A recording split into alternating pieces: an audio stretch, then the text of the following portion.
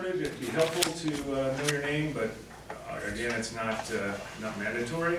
Each speaker will have one opportunity to talk. Each speaker will have up to 3 minutes to address the board. The clerk of the board will keep time and hold up the card and all that stuff. Everyone will get a chance to speak. The board is prepared to stay here as long as necessary for everyone to have an opportunity to speak. I did bring my lunch. Please address your statements. Please address your statements to the board directly. This is your opportunity to provide the board with information, thoughts, opinions concerning the subject.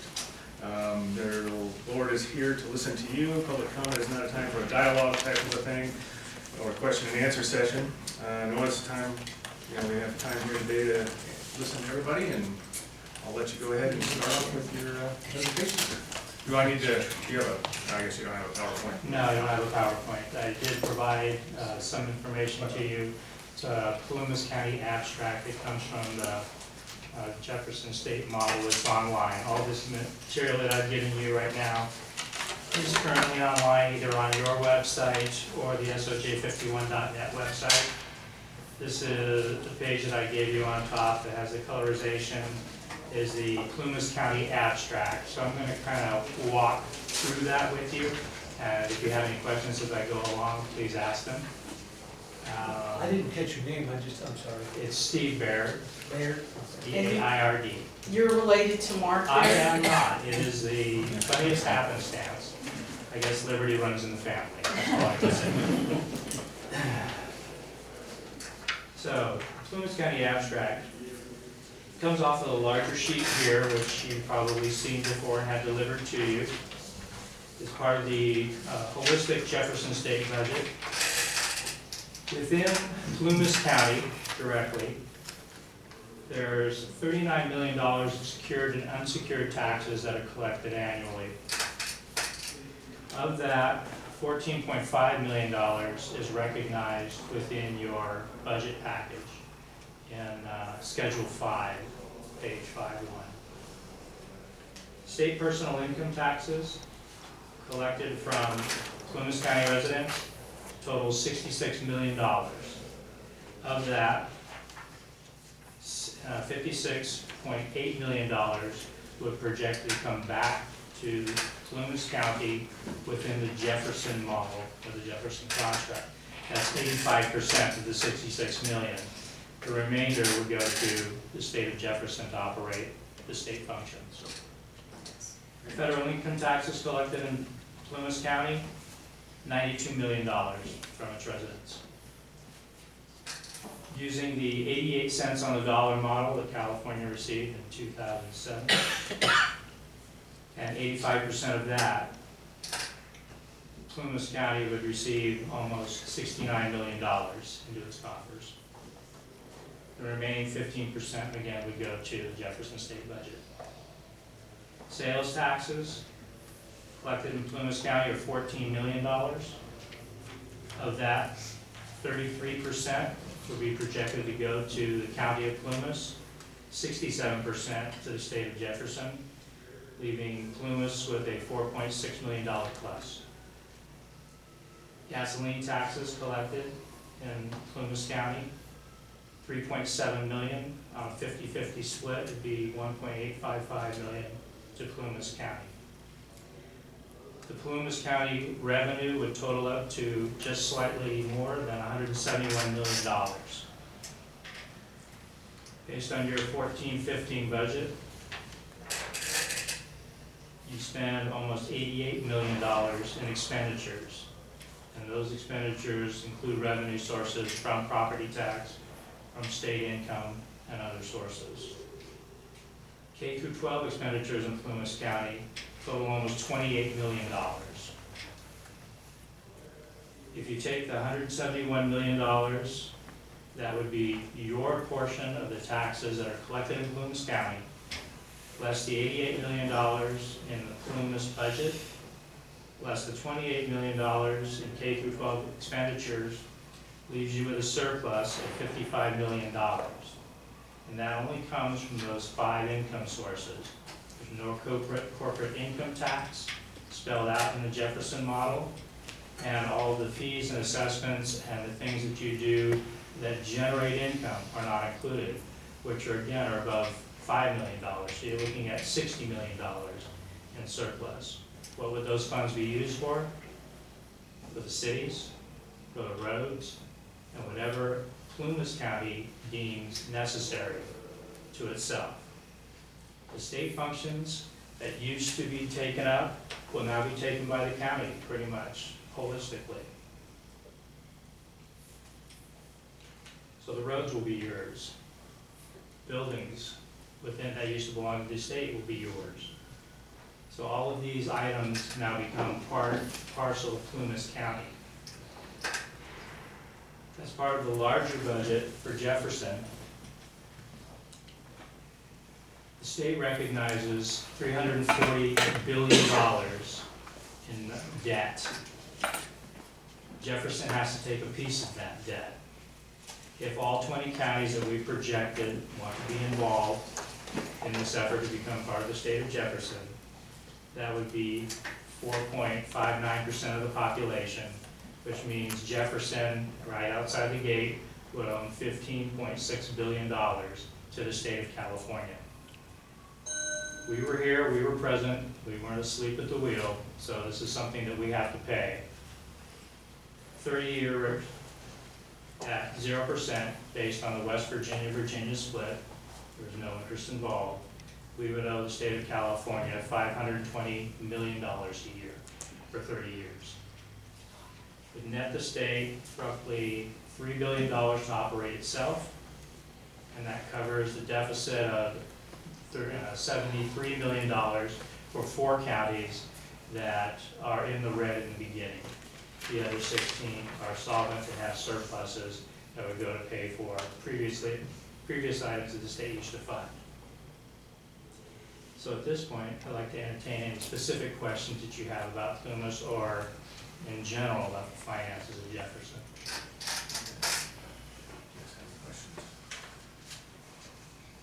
The county gets 32% of the property taxes. The school district gets 53% of our property taxes.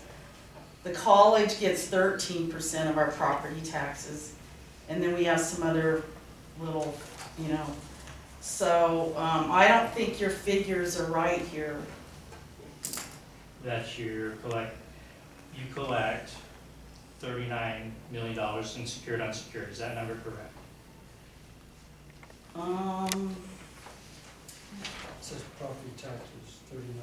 Yeah, that number, but you didn't, you said 100% goes to the county on property taxes. This is the model for Jefferson, okay? So how you spend the money is up to you. You're covering K through 12, you're covering all the other pieces.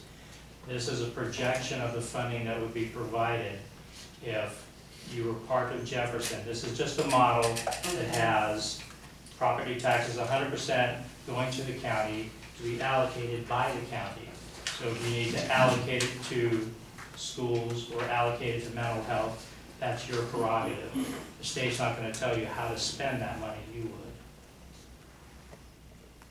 Okay, let's see, anybody else got questions, or Well, you're just gonna let me take the lead again? No, you're not done with your presentation. Is that it?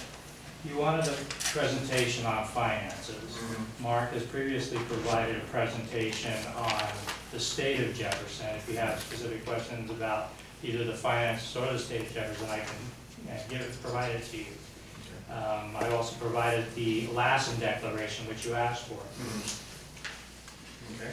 And in the Lassen Declaration, it has a number of provisions, like most of the declarations, that describe the situation that they feel has been borne upon them by California. So every declaration has been slightly different, with the different grievances that they've had with California. And Placer probably has its own set, and it probably wants to, at this point, have a seat at the table. That's what Jefferson is looking for the boards of supervisors at this point.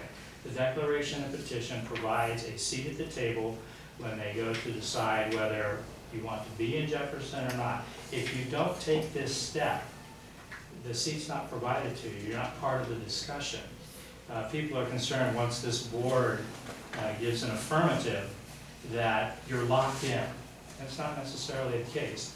Several different declarations that, hey, if this gets past the state, we want to ask our public. We put it to a vote. Some of them said, no, we're in all the way. So if you look at the map from the 1992 Stan Statham initiative that went through, the people that had, or the counties that had over 80%, they're in all the way. They really didn't have any provisions to say, well, we might talk about this at a later date.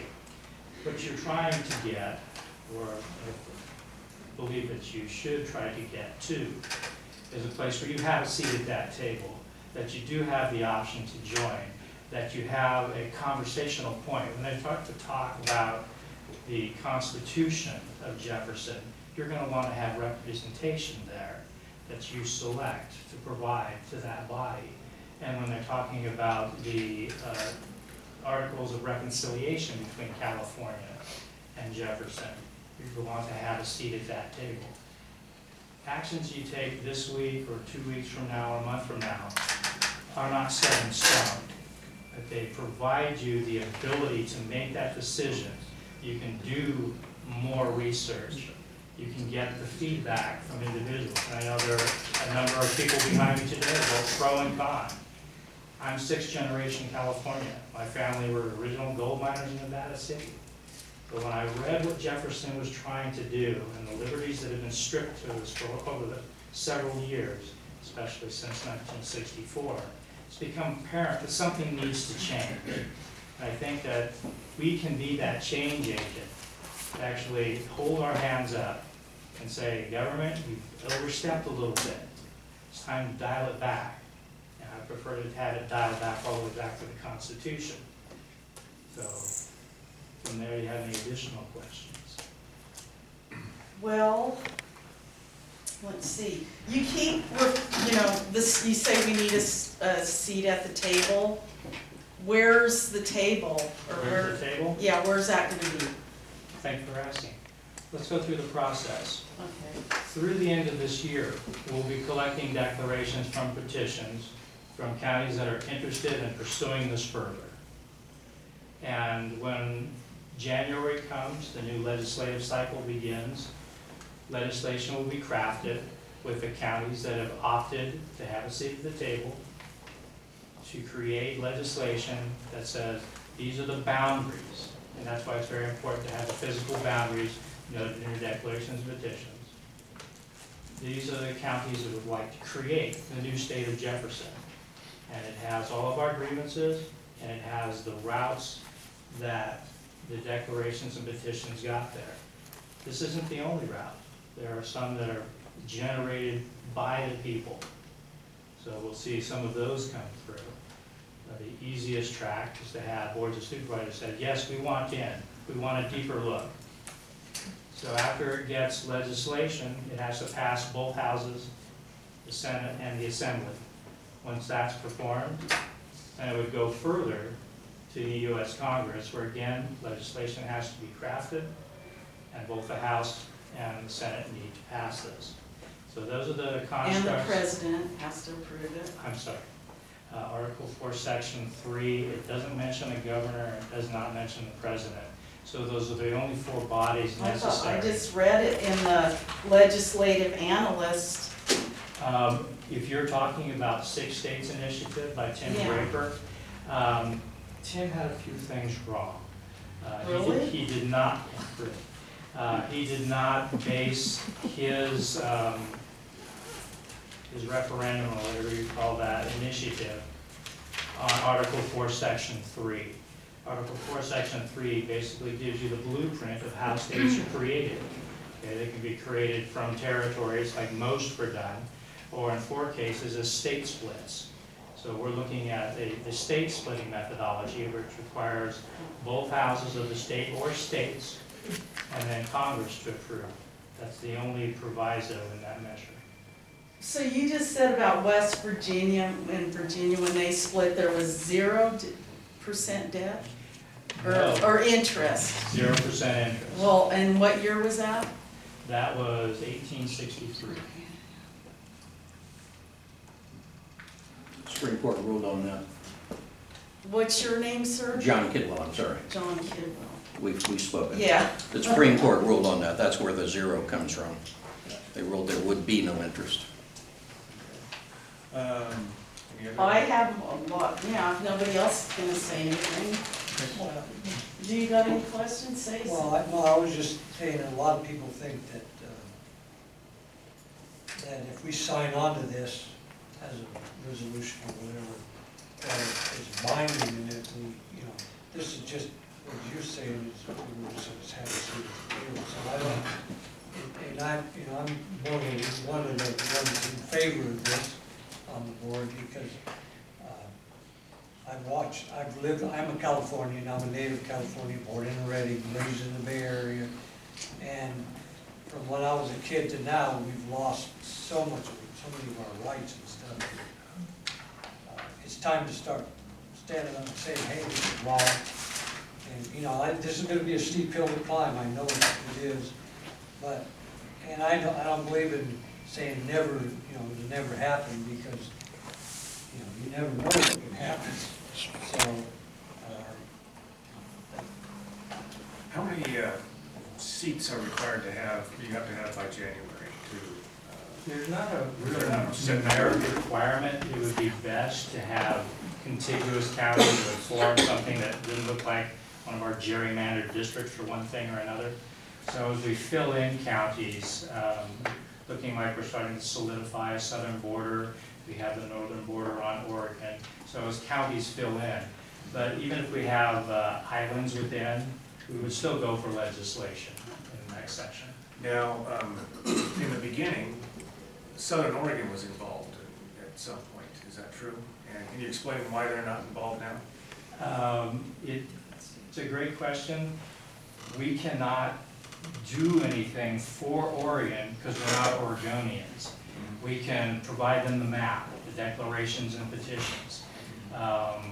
We've actually seen some action with the water rights issues that are going on in Jackson County and in Klamath County. So they're starting to say, okay, Jefferson may be the route. Back in 1941, they seemed to move together and they had, you know, the old video clips that you've probably seen, blocking the roads and stuff like that.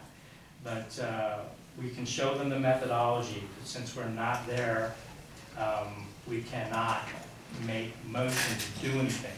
In California, we can. There is some interest, especially in Klamath County, and as things start to deteriorate in Josephine County over some mineral rights in the area, I think more people will take a stronger look at Jefferson. We're just happen to be first.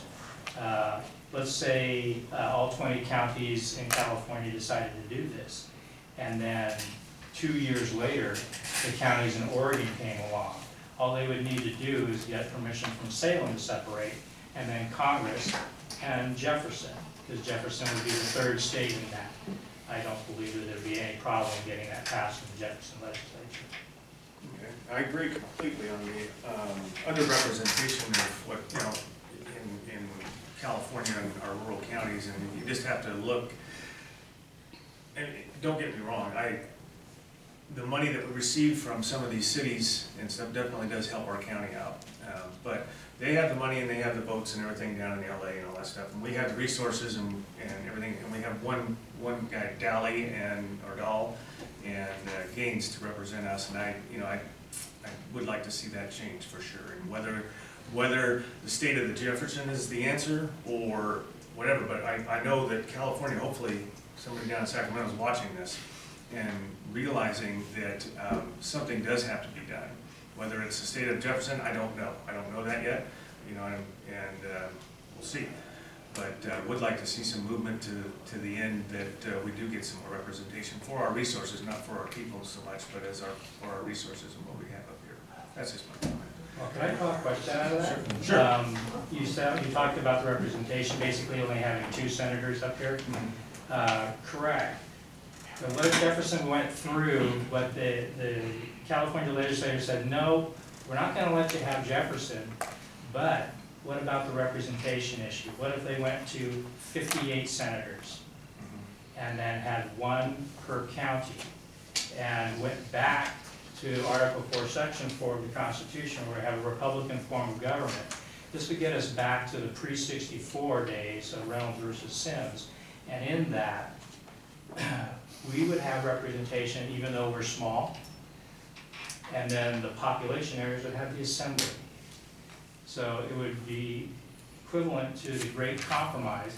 That's the only reason we got a US Constitution. It's the only way that the small states would actually sign on to this, because they knew they'd be overrun by the large cities. And so they held out, and that conference almost broke up until Rogers came up with the Great Compromise. And so that's why we have a Senate, 2 senators, and then California can have its 53 representatives. Wyoming, 1 rep, 2 senators. That's what we're trying to get back to. That's what Jefferson's trying to do, is reestablish representation. It's the only thing that matters, representation.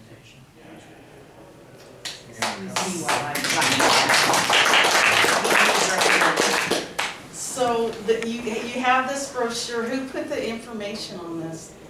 How was it how was it gathered? That? There are many hands in the soup. You cannot control all the cooks.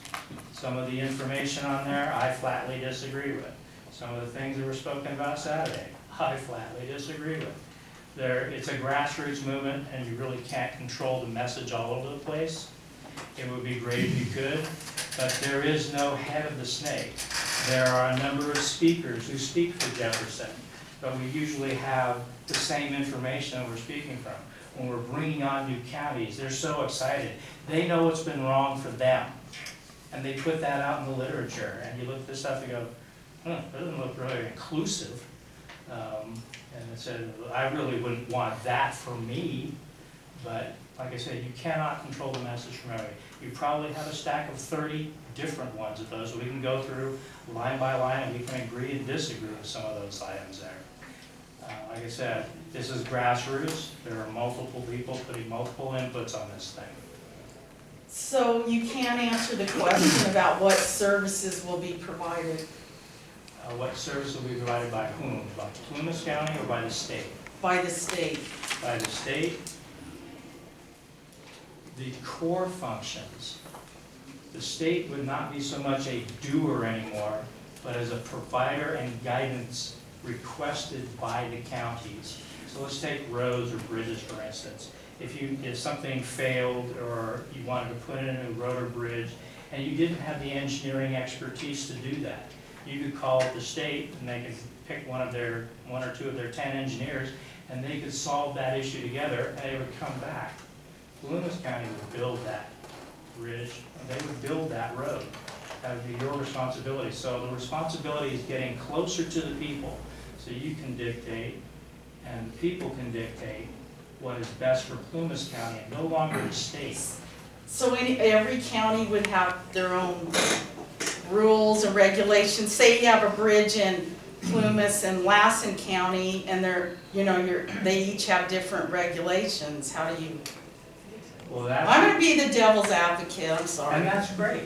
I think that I got hired to ask questions, and that's my job, and I'm going to ask them. and they- I got elected. I got hired by the people. Exactly, good point. Yeah, you have 2 sets of regulations, just like the federal government does for the states. It does arbitrate differences between the 2. So if you're looking at one set from Plumas, one set from Lassen, they're building a bridge together, then the state could step in and say, I believe that this would be best for the both of you. Do you agree? So they can arbitrate those type of items. But that's some of the differences will happen. So when it happens on a national level, or should happen on a national level, will now be brought down to the county level, with the state as an arbiter. What laws will be provided while this is crafted? I'm talking, there's a California Penal Code. Will that be enforced? As an interim measure, obviously that would have to be enforced. We're not going to be on January 1 X year completely lawless. This does not make sense. So whichever laws are in place at the time, and that's what the Articles of Reconciliation, and that's what the drafting of the Constitution are about. It's going to take time. It's not an instantaneous thing. But 50 other states have done it, so we can do it as well. there had to be a beginning point and that build-up point to that ramp-up point. And, you know, there's a lot of our hospitals and our medical people, our teachers, they're all licensed and go through accreditation process. Absolutely. So they can practice in a new state with their old accreditation? Absolutely, because at one point they were Californians under the California rules and laws and sets. Article 1, Section 10 of the Constitution, you can't break contract law. So if you were given a real estate license or a medical license, we can't all of a sudden cancel it because a new state was formed. Okay, those things will be grandfathered in. You'll still have your licenses. Okay, so, yeah, I have a lot of questions. I did watch the video and there was some thing, I wish Mr. Raposa was here and Mr. Baird. I am here. Not you. So Mr. Raposa said that, and he was referring to me, because I was the most outspoken. A lady spoke and all the men were quiet. Why was that? He goes, hey, everybody, you elected her.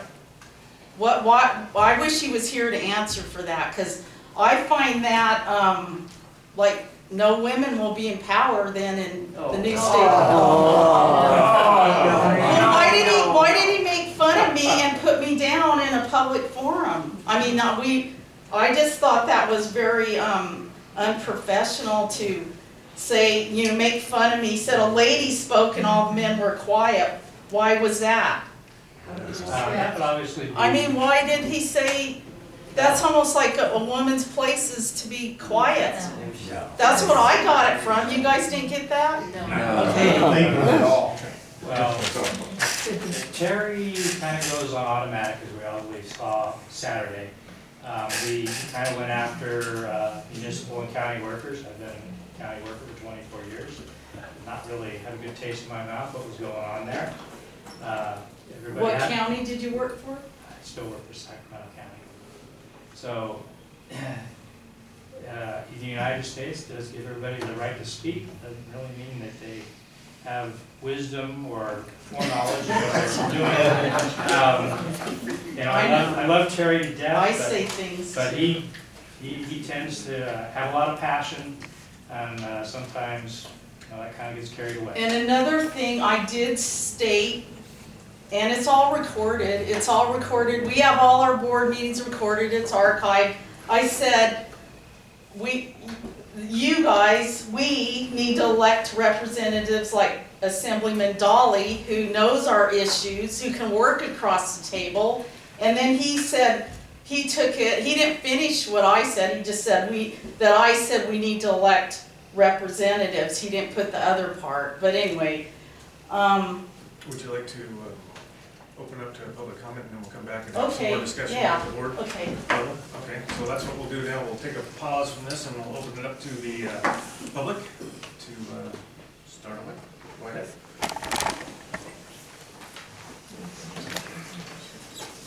Do you want to speak to Yeah, perfect. Yeah, just approach the microphone when you come up to speak. Okay. Good morning. My name is Cindy Ellsmore, and I've lived in neighboring Sierra County for 38 years. Last week, California representatives from all over the North State came together to form a new multi-county, nonpartisan political action committee called Keep It California. Our mission is to advocate for better representation of rural California and to oppose breaking away to form a new state. I was elected as chair of Keep It California PAC, and I have a few friends here with me, Steve, who will speak also, if given the time. There's so many reasons to stay in California and make it work better for rural residents, but I'd like to focus on the issues I know best as the former Sierra County Treasurer Tax Collector for 22 years. Having worked in county government for over 30 years, I can tell you that the financial issues are formidable and complex. The state of Jefferson proponents have spent a lot of time on their financial viability model, but haven't even touched the surface of the complicated financial relationship with the state of California. And as supervisors, I'm sure you understand that. It includes only cursory and unverified information about the effect on counties and K through 12 schools. It does not include funding or an analysis of the effects on other government entities such as cities, fire districts, public utility districts, irrigation districts, colleges, etc. For instance, the assertion by Jefferson proponents that any of the property tax collected by Plumas County goes to the state is simply wrong. All of the 1% tax rate stays in Plumas County and is apportioned to the county general fund, cities, school districts, fire districts, water districts, and other governmental entities within the county. This group assumes that the new state would be paying a portion of California's debt based upon the percentage of population that becomes Jefferson. The model states that Jefferson will be paying 0 interest on that debt over 30 years, even though the interest rates on California bonds issued in the last 2 years average 5%. As a new state with no credit record and unstable revenue, it is extremely unrealistic that Jefferson would be able to achieve the same low interest rate that California receives as a grade A municipal investment. Even using a 5% interest rate, the debt payment doubles and Jefferson's debt would be rated as junk bonds. This proposal, let's see, I probably don't have enough time to say that, so I have attended several State of Jefferson events and have been dismayed at the misinformation being disseminated. One example is from Saturday's meeting in Portola. A question was asked about the effect of separation on active members of CalPERS and CalSTRS, pension programs for public employees and teachers. An answer from one of the presenters, Red Smith. Okay, may I just ask that the issues are very complex, and K to California and the opponents of the state of Jefferson would like equal time to make a presentation before this board at a future board. Be sure to agendize it with Nancy, call our clerk. Okay. Thank you. Thank you very much for your time. Anybody else? Yes, sir. Good morning, ladies and gentlemen. My name is Russ Dowring. I'm a resident of Plumas County, District 5. Jeff Engel is my supervisor. Hi, Jeff. Hello. I was born in Pasadena. I'm a native Californian. I've only been in Plumas County 20 years, so I'm not an expert on Plumas County, but I can tell you from my perspective, in those 20 years, the things I've noticed. 20 years ago, for instance, we would see trucks running up and down the state. We see lumber trucks going by. The tourist industry was pretty viable. It's all been ratcheting down this past 20 years. The only thing I can see that's ratcheted up is regulations. Every time I open up the paper, I'm exposed to a new regulation from the state. Not the county, but from the state. I don't know what the answer is. I don't think that anybody who proposes something like separation is going to be so naive as to think that they don't have to look at all of the issues. They're going to have a state convention that's going to take all the issues. It's not going to happen overnight, obviously, but to think that anybody who would propose something this magnitude would not take into consideration all of the aspects is that's more than naive. Thank you. Sure.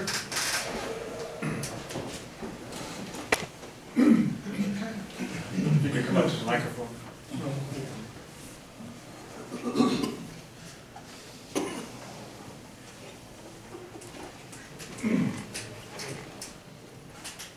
My name is George Terhune, I live in Quincy. I've not been here for the whole discussion, and what I was here for I could hardly hear. But I just have a couple of points to call to their attention. I assume you're all familiar already with the need for enabling legislation at the state level, both from California and Oregon, if this were to go anywhere, in addition to the federal requirement for admission of a new state made up out of portions of 2 other states before it could be admitted to the Union. Seems to me that might be the saving grace here, because the demonstrated difficulty of getting anything through the legislatures and the Congress will probably save ourselves from a little bit of foolishness. The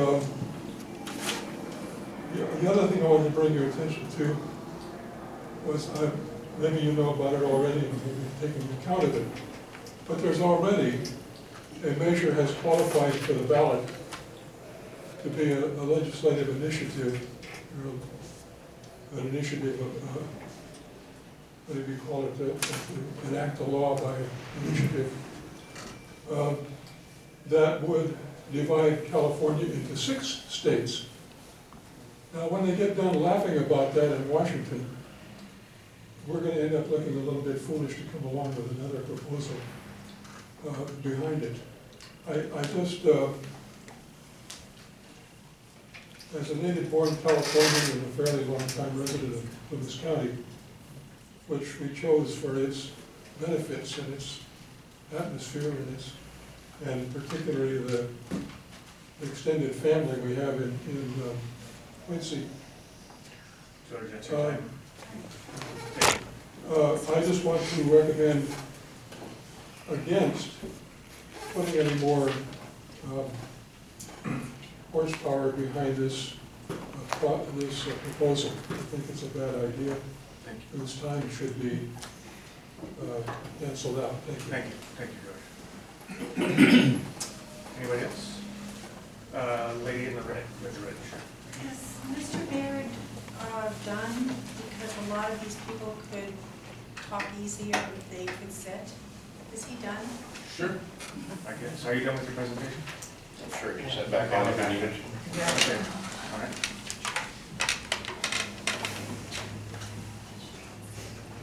So, lady in the red, did you want to say something? Mark, go ahead.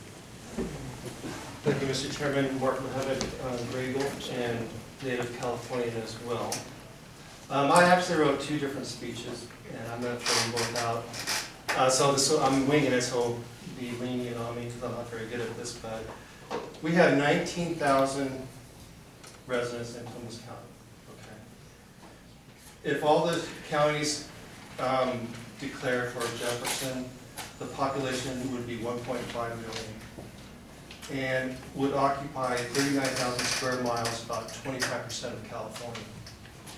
The state of Jefferson advocates are asking this board and all other county boards to sign on with a seat at the table, and forgive me for saying this sounds like a bribe to me, okay?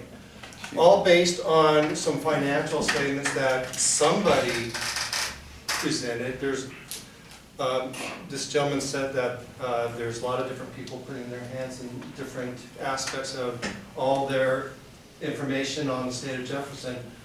How can we be sure that this information is correct?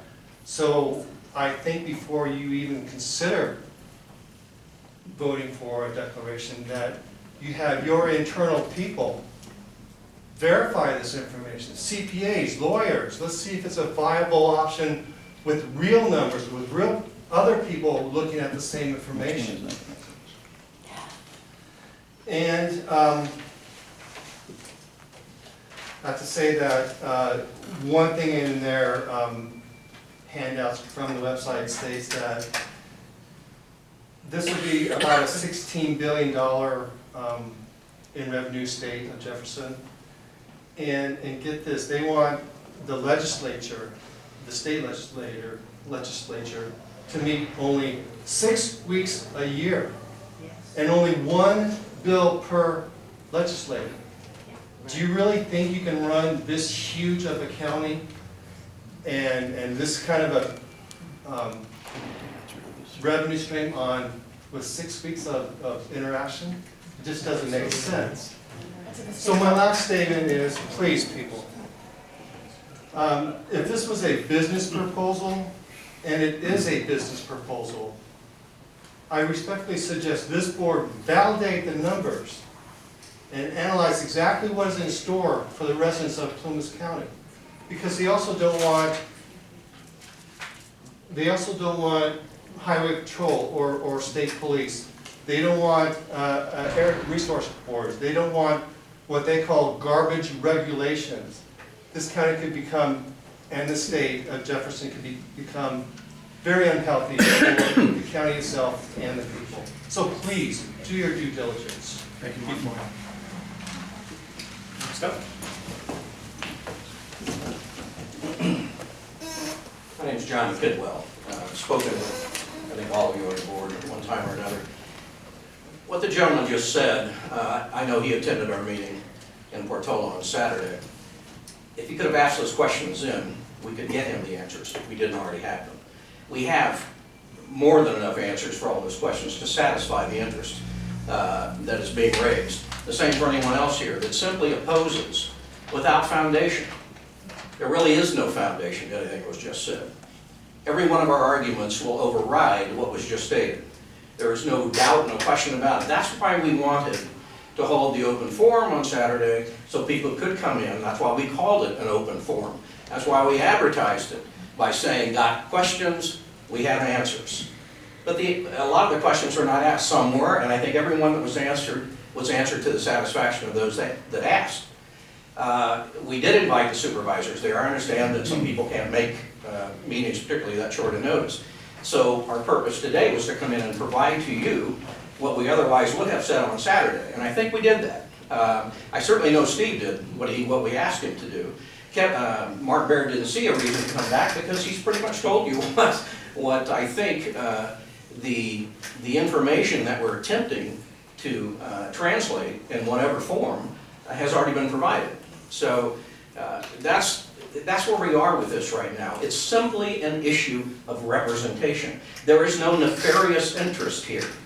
No matter who tries to say so, there is no nefarious interest here. We're simply trying to do what's best for the people of Plumas County and best for the people of the 20 northern counties of California.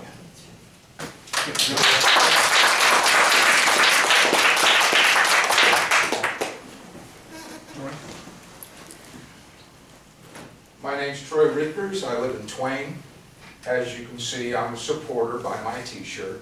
The two questions this board has to ask itself: do we sign the declaration so we can be involved in moving on and take a look at what's happening? And the other thing was a presentation today on the money unit. Supervisor Simpson has some questions about the money unit, and rightfully so. She has a responsibility to this county and the people. And we have an auditor in this county.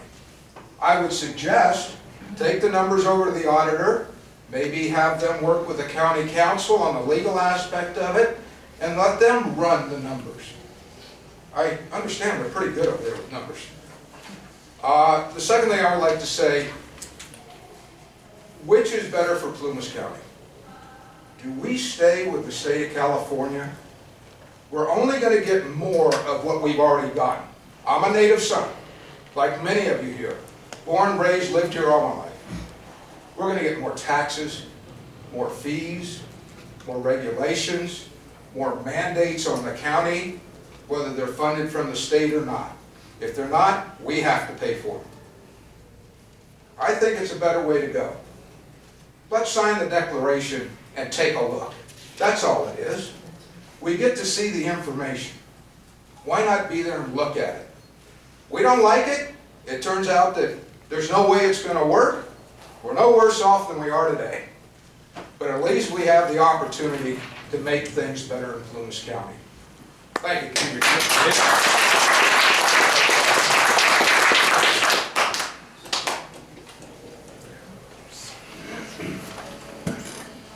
Hi, my name is Gary Bryant. I'm the chairman of the Plumas Libertarian Party, and I'd like to thank Mr. Engel for speaking a couple of times and the other supervisor, which I apologize for not being able to make. But most likely, I'm for the state of Jefferson. I'm a self-employed flooring installer, and this has been the worst economy ever. And I don't care who's to blame. I don't care. I fight liberals, I fight conservatives, because I'm a proud libertarian. And anything that infringes on liberty, I have a real problem with. And it affects me personally. I ran for state assembly 5 years ago against Dan Lowe. All the regulations, everything that we mom and pop store owners and self-employed people have to go through, it has destroyed businesses. Our state legislature, and I don't care which party, the problem is it's an alcoholic. I'm an Al-Anoner, I'll break my own anonymity. I've learned you don't make contributions to an alcoholic. You have boundaries, and I think doing the state of Jefferson, and keep in mind, most likely this will never happen, but the fact is it's a wonderful boundary of we need representation, we need local government. When I ran, every county and every city has different issues, different needs, and knows what's best to tackle their own issues. I moved up here last July. I was 33 years in Nevada County, fighting conservatives mainly, unfortunately, with medical marijuana. I see Jefferson as a more reasonable way to open up markets in raw milk, in raw products, maybe medical cannabis, where we could do things differently, where we're not doing the Einstein theory of insanity. Because unfortunately with marijuana, we still have this friend-to-friend Amway type of system. I could see this like regulated, where it helps the patients, because I deal with a lot of clients who need medical cannabis. I had to fight conservatives in our county, in Nevada County, about their ordinance, how much it has affected my clients. So I just really, from a small business point of view, nothing is working anymore. And it's important to let's do something differently. We need more economic action around here, and it's we the people that make stuff. We've been doing Keynesian and government intervention for so long, like Ron Paul has talked about. Well, it's no longer working. It's a drug now. And so I and many others who create jobs, we need economic action, less regulations and less laws. Thank you. Thank you.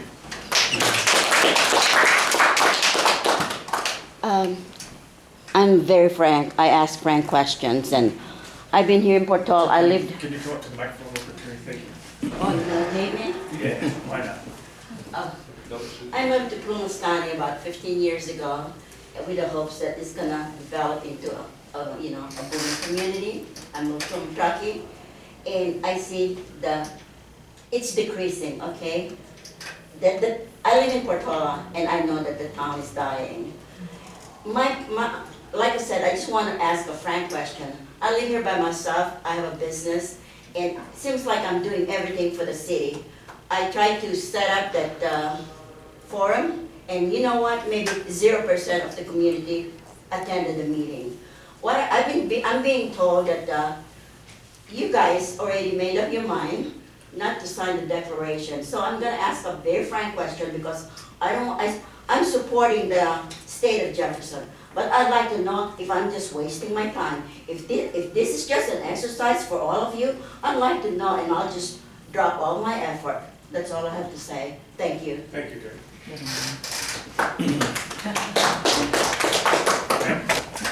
I am gonna sit down because No problem. I'm a senior.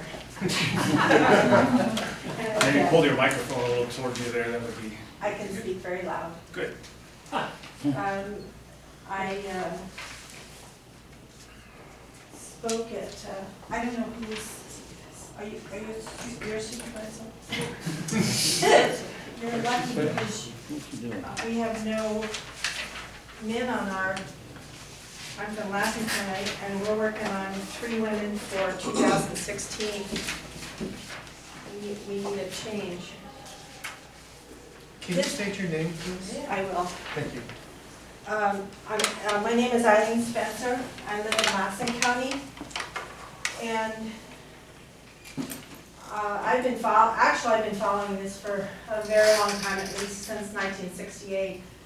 And this is basically a 75-year-old, we're starting to call it the saddle joke in the state of Jefferson.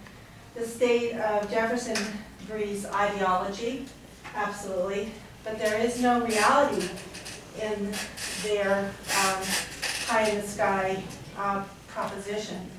In Lassen County, I gave you the handouts, 68% of the county's revenue comes from the state of California, where richer counties subsidize our welfare programs, road maintenance, CAL FIRE, ag grants, and I could go on and on. There's like 2 pages of things that other counties in the state subsidize these small rural counties. The well-rehearsed, and I've been to these meetings, but it really comes down to well-rehearsed, fact-free rhetoric, revisionist history, and bogus financial statements are taking their toll on this old scam. And the financial statements are different with every presentation, and they've been debunked so many times because they're using revenue that they can't use revenue to bump up. I mean, I'm not here to, I could tear their financial statements apart because I have 3 or 4 of them now from different counties. They come into our communities and sell their flags, their t-shirts and trinkets, and then they leave. The truth is that what they offer is devaluing my property with higher taxes, because right now the revenue comes from the state to keep Plumas County, Modoc County, Lassen County, Sierra County. They're all held up by the revenue from the richer counties. This group that comes to these counties, I have nothing against them. They're really very kind and nice people, but they know that there's a small percentage of residents that want to throw the baby out with the bathwater. One revelation today, which is new, is that this Jefferson started out with 3 counties. I'm going to finish because I'm a woman. Now,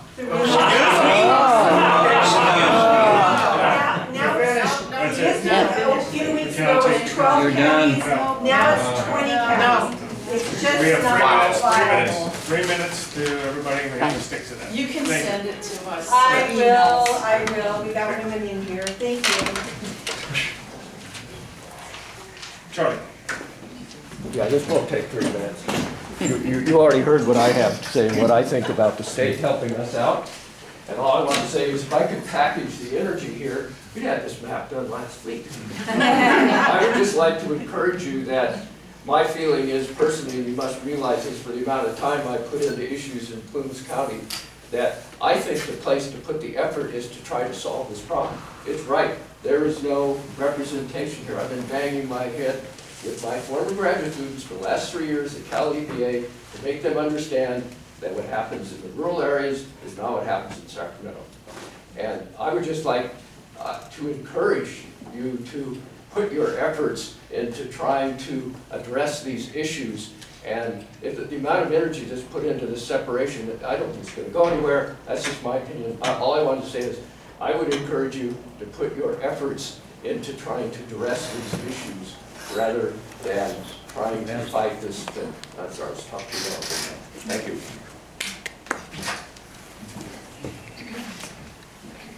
Debbie Thompson, Gray Eagle.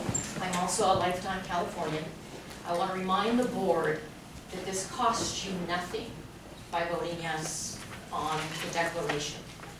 Time maybe to research some things, but financially costs you nothing. So I'm not sure what the fear is with some of the people that are so adamantly opposed. It's like being on a committee, you've been on tons of committees to research and get to the bottom of things, and you pass what's good and you pass up what isn't. There were a couple statements Mark made about the 6 weeks. He made it sound like the county can only meet for 6 weeks out of the year.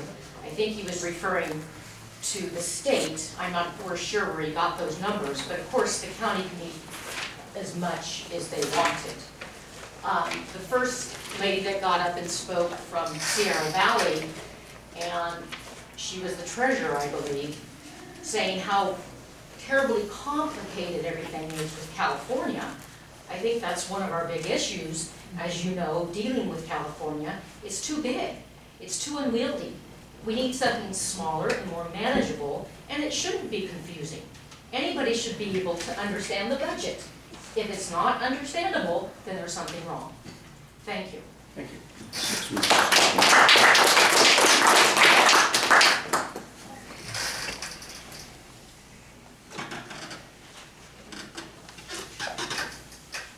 My name is Faith Straley. I am a Plumas County resident and a supporter of Keep It California.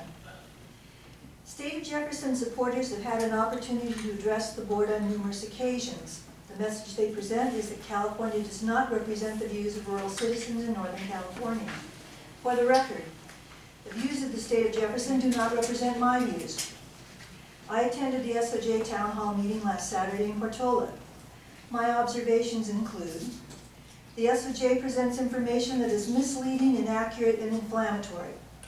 The facts presented for financial viability are only one example of this. According to their spokesman, the government envisioned by the SOJ will not be bogged down by governmental regulations and agencies which interfere with personal rights. If we lived in a perfect world where all people cared about one another, cooperated voluntarily to help one another, and respected the natural world, there would be no need for rules and regulations. Unfortunately, this is not the case. I believe that personal rights should be protected by government. My right to breathe clean air and drink safe water is protected by governmental regulations and enforcement. An upstream neighbor does not have the right to pollute or hoard water that others downstream depend on. I welcome government's intervention to ensure this won't happen. Spokesmen for the SOJ believe that the government can't own land. They hold individuals like Cliven Bundy as an inspiration for SOJ citizens. As such, they encourage individuals to take the resources found on public lands for themselves with no regard for federal rules and regulations. All resources such as grazing, water, timber, mining obtained illegally from public lands are stolen from all the rest of us. I believe this is wrong. Federal lands are held in trust for the American people. Ideally, they are managed in such a way as to provide ongoing resources for future generations. In my view, the government needs to do more to ensure that public lands are not laid barren, polluted with toxics, and destroyed to a point that they will never be of any use to future generations, merely for profit of the benefit of individuals or businesses. I like living in California and being a California citizen. California is the most diverse state in the union with its natural diversity of life and beauty, of mountains, deserts, coasts, and valleys. Its forests are home to the tallest trees, the biggest trees, the oldest trees in the world. It is one of the most progressive states in the nation. Its environmental laws serve as models for the nation and should be adopted by all states because protecting the environment, wildlife, and the public health is the right thing to do. Thank you.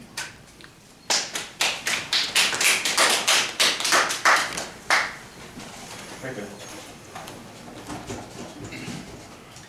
My name is Curtis Hartwig, and I have two businesses in Plumas County. I've lived here all my life. And one of my businesses in Terry's district, and one of my businesses in Jeff's district. And I've been in the construction business for 37 years. And that makes me old, I know. But as time has gone on, year after year, we continue to see more and more regulations come down upon us.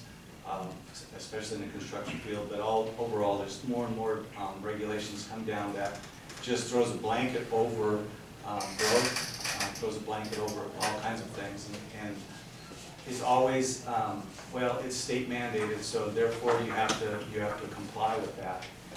And I guess I'm here to say that we need to tell the state that you guys got to go pound sand, because if you don't, they're going to continue to run us out of business. And as you see, many people, many businesses move out of California because of the regulations that come down from the state.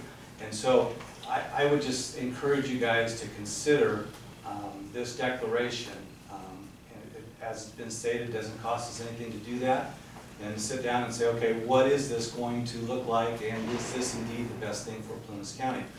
But if you vote no for the declaration, then that's going to leave you guys on the outside looking in. And I just want to encourage you, you guys are the leaders. You guys are five people that represent Plumas County. And it's your job to determine what is the best, in the best interest of Plumas County. If you say no to the declaration, then you're saying that we don't care to understand what is going to be presented and the possibility of that the state of Jefferson may indeed be the best thing for Plumas County. It is frustrating when you're a business owner and you just continue to get pounded with these state regulations. The state of Jefferson is, for me, from my perspective, is an opportunity to be able to say, maybe we don't have to have all of these regulations and do all of these things that the state is mandating upon us. So I would just ask you to continue to keep an open mind and to vote for the declaration and then see what comes of that. Thank you.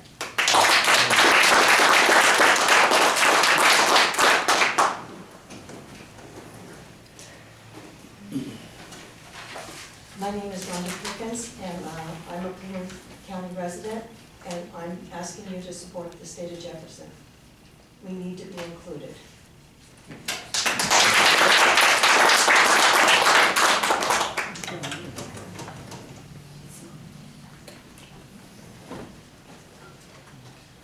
Lee Brooks, Cronberg. Thank you. In this meeting alone, I've heard complaints in regards to fishing game, not being able to do something about the bears, not being able to do anything with those. Other issues have come up too, but I can't think of one thing that California State does for me that you guys couldn't do better, or that I couldn't do better locally. So, you know, think small and act big. Thank you.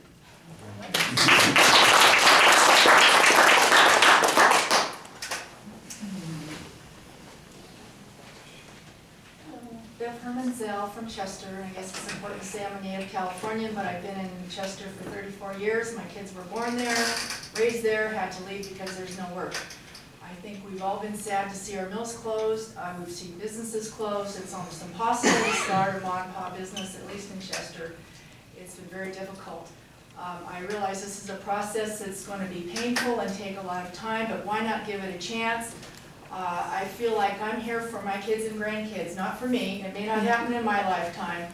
I'm a little confused while all the counties around us are buying into this declaration. We can't do it. I would really like to see you do it. Thank you very much.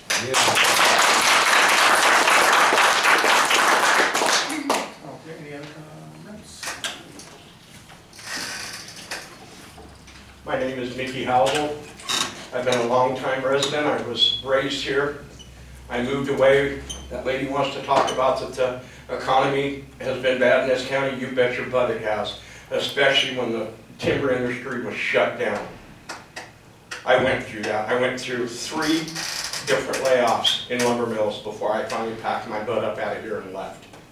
I came back 20 years later. Something has to be done. This county is being choked. The small counties need representation. We don't have it currently.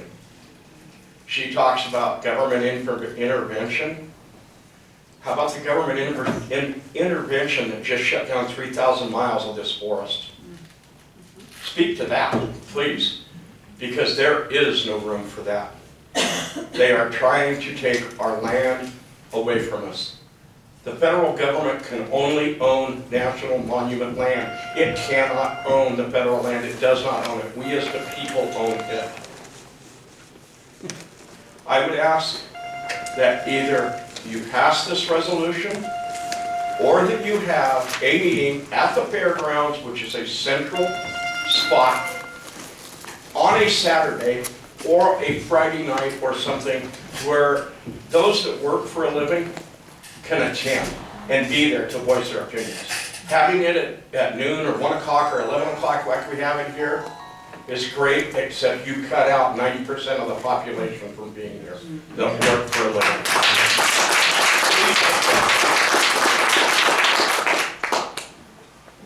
All right, anybody else in the back?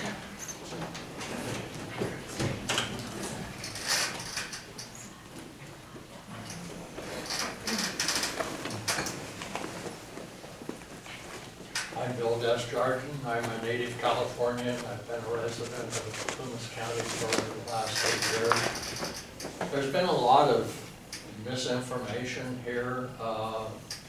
I'll ramble a little bit, pardon me. But the gentleman that just spoke about input from people who work. There are a lot of business owners in Plumas County that can't be here to advocate for themselves. I spoke Saturday with a gentleman that owns an automotive service business, and he was telling me about a surprise visit he had one day from the state of California inspectors. A couple of gentlemen came up from Sacramento in their suits. They needed to count the tires in his pile. Is that kind of regulation really necessary? California is over-regulated. The state of Jefferson would be free to generate its own regulations, and those regulations would be generated by people that you elect. Representation again. There were noises made about the financials being all wet, all blown out of proportion and figments of someone's imagination. If anyone has gone to the State of Jefferson website, they will see that there is a model there that you can play with yourself. If you don't think that a particular split of tax revenues is appropriate between the state and the county, or even the percentage of the sales tax or the numbers that go into the formulas, you can change those numbers and you can generate your own model. The numbers that have been presented here by the state of Jefferson advocates are simply a model, and they would be solidified in the state legislature after the state is formed. Liberty is what we're looking for. And liberty does not mean that the powerful run over the weak, that the forests are burned down, the people are free to pollute or anything else. It's a representative government, a new state, not California. You get to start over, and you get to have your own influence or receptiveness to what the federal government forces on you. The state of California buys into everything that the federal government Thank you, Mr. wants. Stern. And the state of Jefferson would be able to have its own influence with the federal government.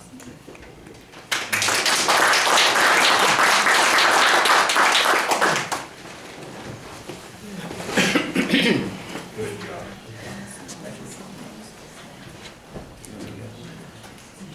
My name is Tom Moeller, and I would consider myself an outsider because I don't live in this county, but I live in the North State. I'm from Tehama County. I spoke a couple of months ago when the state of Jefferson was put before you. And I just want to say that my county has passed this, and I go to the Board of Supervisors regularly, and the roof hasn't fallen in or anything. They haven't. Nothing from Sacramento hasn't threatened them, you know. So, you know, being at the table isn't going to hurt anything. I don't know why people are scared of this. You know, I'm a lifelong resident of the North State, and I've seen the North State go to hell in a handbasket. Thank you.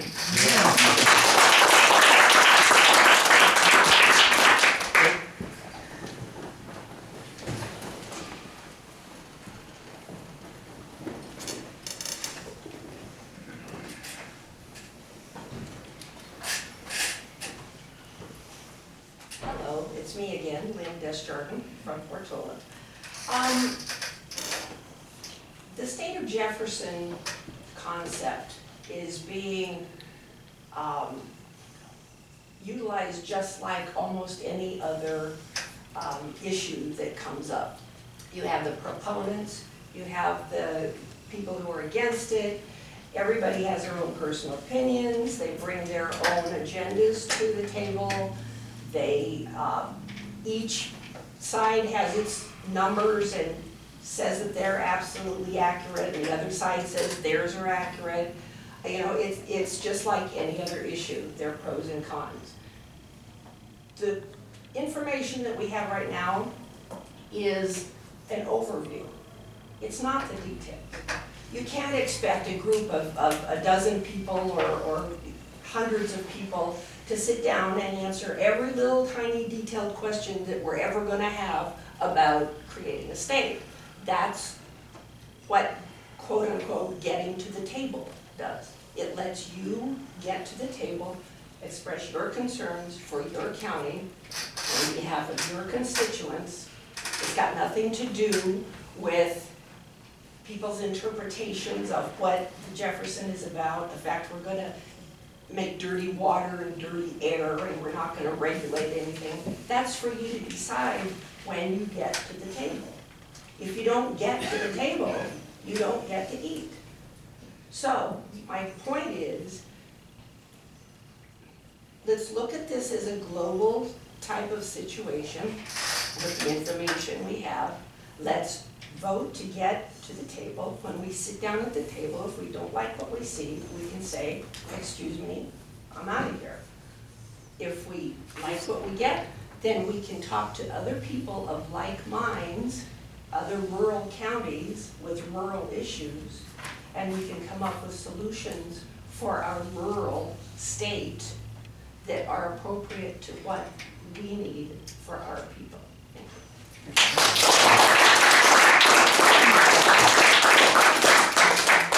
Any other public comment regarding this issue? Susan? Hi, I'm Susie Pierce, sixth generation rancher in Indian Valley. I think the state of Jefferson is a really good chance for us. All our regulations in California between the EPA with protecting the yellow-legged frog, Endangered Species Acts is coming down across us in California. There's several more endangered species listed that are trying to get in. There's there's hundreds of them. We're getting choked out by regulations. We have Upper Feather River watershed we pay water master fees. Now we're going to pay that GARP we're fighting, which is a grazing fee. If you own anything or if you have livestock, you're going to pay because they can tell you it's a state regulation. You have to do this, you have to comply. We're already some of the best stewards of the land. We have habitats you can't believe. We preserve what we have. We take care of it, we love it, because if we don't take care of it, it's not going to be there. Sorry. California has been a big burden to a lot of people trying to survive with families and kids, to keep their kids here and not leave the state or the counties and try to survive. You can't do it here. We need to make some kind of a difference with what's going on below because they're voting us out completely with no representation. And pretty soon it's going to be where you won't have any ranches, you won't have any logging industry, you won't have a mill. If that mill gets shut down because of the air quality board, because our air quality comes from Sacramento, it's not our air here that we're judged on. When we have to lower our greenhouse gas emissions, it goes by Sacramento's air quality standards. We are not like Sacramento with our water or anything. Our water quality here is pure. We've pured for 7 years through the Upper Feather River, shot in a voluntary thing that our water has no E. coli, no contamination, it's pure. There is no problem, but they make us hold up to standards that match Sacramento. So we have to pay for the same things that Sacramento pays for. There's no difference in us and them with the regulations. We just have to comply because it's California regulations. And it's killing all of us. You see us all dying here. There's places never used to be for sale up here, ever. Now you go down the street, every other place has got a for sale sign. There's so many places for sale. You couldn't rent a place in Taylorsville for years. You couldn't get a lot to put a trailer on if you wanted to. Now look what's happened. Everything is dying and coming down to the point that people can't stay. Our schools are closing. And that's because of the timber industry. That's fine, Taylorsville School closed, Greenville's, where are our kids gonna be educated and by who? If we don't have a choice and stay rural and native and solid with what our beliefs in, then we have nothing. And I think State of Jefferson offering us an opportunity to show California that we need to be seen and heard, and that it's affecting our way of life. Thank you.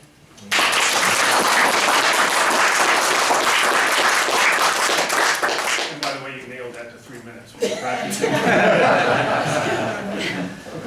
The only one out of all of you that's done that. I was wondering. No, not under it. No, she nailed it. Oh, on it. Well, can I get my 20 seconds back? Maybe Would have public comment.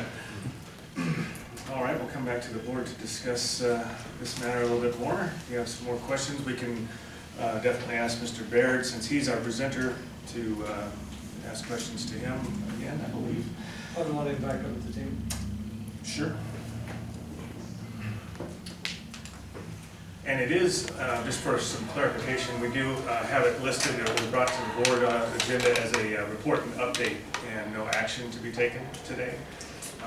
So we won't be formally taking any action today, but just wanted to clarify that. So, any questions? I have some comments.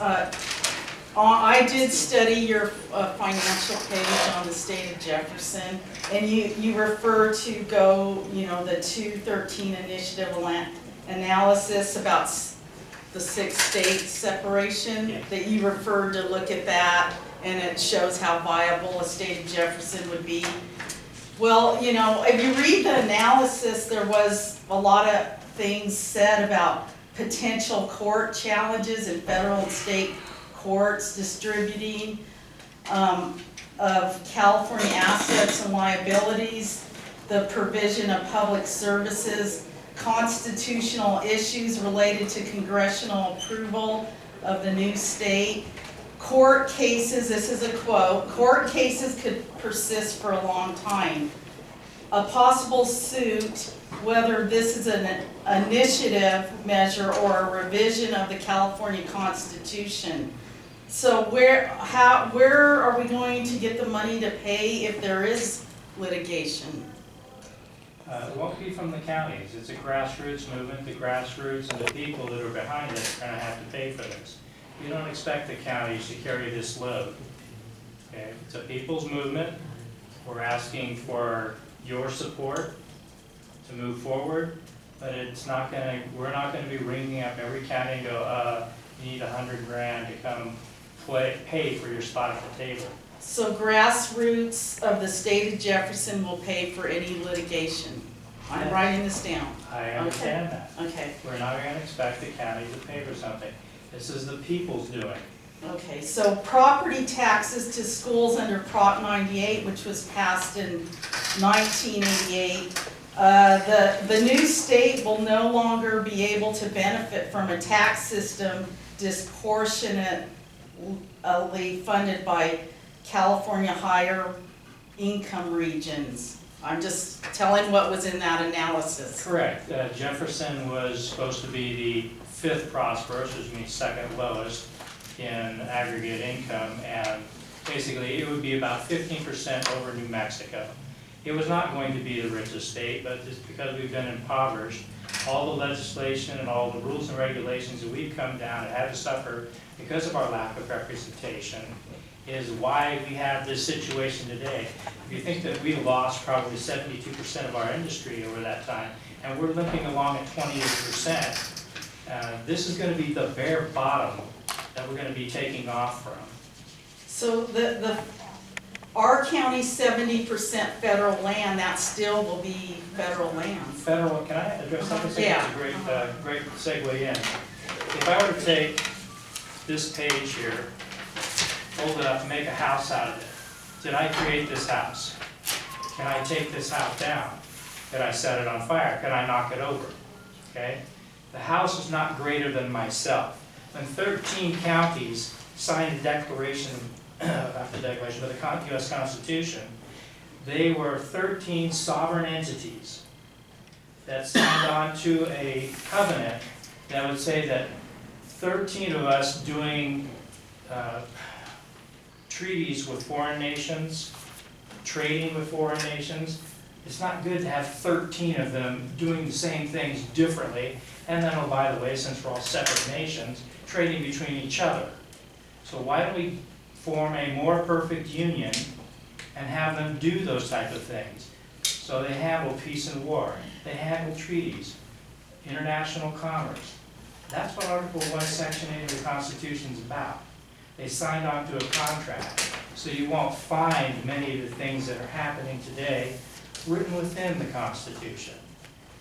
When we have representation pulled back to Jefferson, it'll be these types of bodies at the local level that are going to be making the rules, making the regulations, keeping everything that you want done locally. Okay. Just, they pointed out that we only have 2 universities, Chico and Humboldt State. We have no law or medical schools will be in this new state. I mean, as if it just transferred over.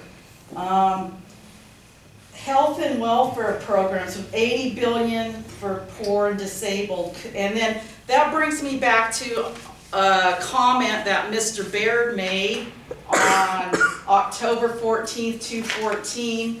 Have it here, recorded online, on the archives, that no productive people will be allowed in the state. Could you? That's what he said. That's what Mr. Baird said. It's recorded on our board meeting that no productive people will be allowed in the new states. Could you? That's what Mr. Baird said. That's so ridiculous. So I just was wondering, I was sort of shocked when he said that. What does that mean? I don't know. Maybe misunderstood him. I'm not sure what that is. Okay, well, That's the recording. If Jefferson comes to pass, I intend to stay in the county that I'm in. But if Jefferson doesn't come to pass, productive people will continue to leave the state of California. That would probably be a better quote. He said that in Lassen County too. Oh, you heard it too? Did anybody ask him what he meant? We can't have any. Okay, sorry. Okay, and then, I know water, there's, you know, we're the origin of water and net exporter of water. That will be a big issue. Long-term prison operation, prison funding, criminal justice policies. I believe the county now gets about $500,000 from the state just supporting rural sheriffs, and that will go away. That's Okay, but you keep talking about the state provides, the Fed provides. It's the people of Plumas County who are providing all these funds. They get sent to these 2 different locations, both the state and the Fed, and then it gets returned to you, Well, and you're grateful. Okay, And that's kind of what- shame. That's where we need to, look at the financials And on. I'm happy to sit down with anybody, and when Okay. you talk about, you know, who created the finances, I did the research and I put the model together. And I've offered, I think actually a couple people, at least one of the people in this room, to go over that with them, to discuss with them, and maybe there's some common ground, maybe there's some things that they can point out to me. This model's been improved over the years that it's been in existence, and every time I get a call or somebody writes me and says, hey, what about this? I mean, education, we didn't have that in the beginning, and so I said, hey, you don't have to have K through 12 in here. I said, you know, you're right, so let me go find the information, and I did, and the state has a great website. And you take the entire, in the beginning it was 12, 13, now it's 13, 14, K through 12 education expenses, and there are 1.2 million records, okay? Figure out how to do that, but I know how to do that. I can create a pivot table which creates a balance sheet for each one of the counties. And that's on the model. If you go to the tab for each of the counties, you see what's produced. I've duplicated it right on there. So I'm doing the research. Everybody comes at me, I improve it and I improve it. I love the input. So if there's another thing that I missed, bring it on. And what was your job for the California, I don't know Sacramento if County? it's relevant, but I'm an IT division chief. Oh, okay, well, just wondered what. Technology is my favorite. Oh, okay. So I'm almost done. I just have one. Last night, I got an email from one of the Lassen County supervisors. I see Supervisor Thrall got the same email about there was misrepresentation that they declared that they declared they were gonna go to State of Jefferson. What he said was they declared that this would go to the ballot in 2016. It wasn't a declaration. That's in your declaration we gave you. I sent you a copy. I know, but he said this, what they passed and voted on. That's what I sent you, the sign. Right, I have that, yes, but what he said, that was, what they passed was approval for the declaration to go to the ballot per the approval of the people of Lassen County. They conditioned it upon the referendum. Okay, so approval. they didn't declare they were a part of the. They declared they supported it pending approval of the Okay, public. pending approval of a ballot measure, okay. So they have what we consider a seat at the table. They're gonna ask for their people's input at a later That's what date. we said we were gonna do. I know you can't action No, I it, mean- it sounds like a bad idea. We talked about it, but we did not take formal action. So, can I, what you said is they've got their seats at the table right now, right? Yes. And then in 216, because then you don't have to pay, the county doesn't have to pay for a really expensive election, you know, then it goes to the ballot at that time, and if the people approve it, then it continues, if the people disapprove of it, then it will be dropped. Is that what, am I understanding that correctly? Excellent plan, yes. So I got one question, why can't, if there's a supervisor that wants to find out more about it and sit at this big table that is out there, why can't I'll nominate Terry Swafford to go sit at that table. I mean, do we have to, I don't have the time to, I got a lot of issues that I have to deal with, and I have people in my district that said, well, is anybody in my district here? Okay, those 2, 3, okay. So I have a lot of people, and you're probably not gonna like to hear this, but I've had more people say, get on with the work of the county and quit this nonsense. That's what they're telling me. I've had, one letter, it came from Portola, that told me to support it, and and I've had people, I know all you, I know most of you people too, but I don't have time to dig and do all this stuff with my other work that I have to do for the county, so I'd like to recommend Terry go to the table. Can I address one thing first? I think it's kind of disheartening to hear that the searching for representation, seeking representation is a burden. That's kind of upsetting to me. Me too. Everything has, in these last 50 years, that body of court cases fundamentally changed the United States in 30 to 38 states. It took away our Republican form of government, and if it's not worth a couple hours a week for some of us, it's a second career, uncompensated. So I think it is worth the time, and I think that it is worth your attention. And if Mr. Swafford would... I want to say something here. I mean, you're hearing from some people, but I know that there's a silent majority out there.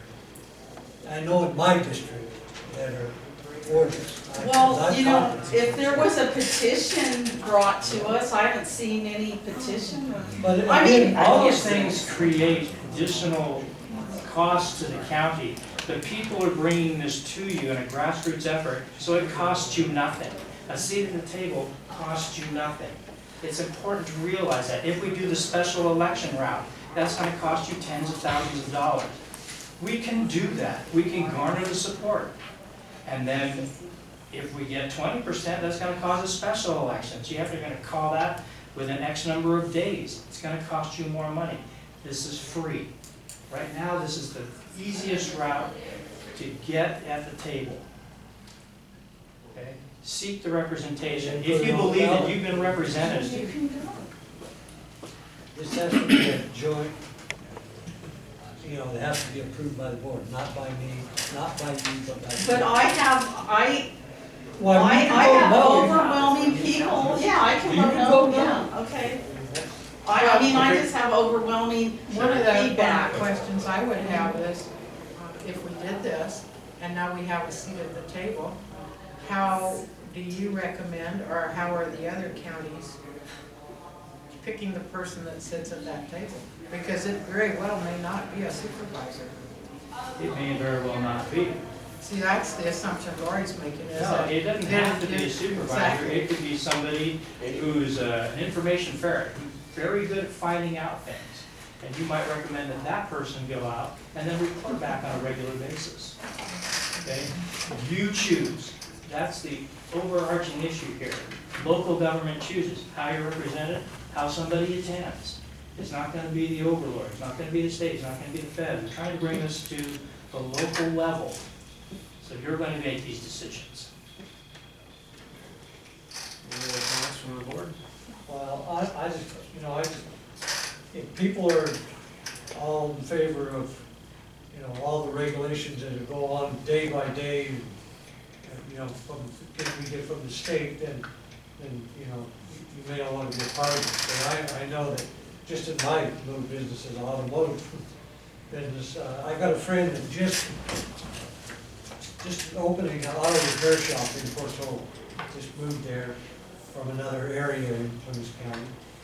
And for him to get the license for that, it's taken him over 6 weeks to make a living. Just 6 weeks that they said, you cannot open that business, don't you open that business until we check all these things. And so he's had to work 6 weeks without opening his business. Just of Friday afternoon, he got that license. That's not right. And so, that's. I agree, I agree there's a lot of. I'm gonna throw in a couple more of my cents, 2 cents, or maybe 1 cent, whatever it is. Being in business in Plumas County and over the years and watching it decline as it has, because of numerous reasons, and watching our viability as a drugstore in Plumas County dwindle for various reasons. One being mail order pharmacy, where you've got people that bail away for their prescriptions and don't go to their local drugstores. Then you've got the state of California that mandates these, no, not mandates, well, I guess you can say mandates, but puts these reimbursement rates on you that are just, they'll work down in the city where you've got volume, but they don't work here in Plumas County where we don't have volume. So when you lose a drugstore, or like we just had happen here in Quincy, where we lost a senior living care facility just recently that really stung because of state bureaucracy or whatever you want to call it. I find that it's a lack of representation, because the reason that we lost that facility, I think, in the long run, was because we didn't have the folks down in Sacramento fighting that fight for us. And it's a shame, and that's my 2 cents. Yeah.